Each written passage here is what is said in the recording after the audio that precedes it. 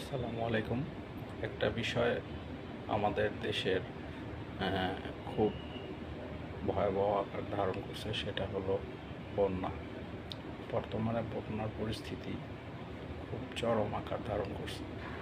সেটা হলো নোয়াখালীতে কিছু কিছু অঞ্চলে এত পরিমাণ পানি বেড়ে গেছে, যেখানে পুরো এলাকার মানুষ বিপদের ভিতরে জীবনযাপন করতেছে।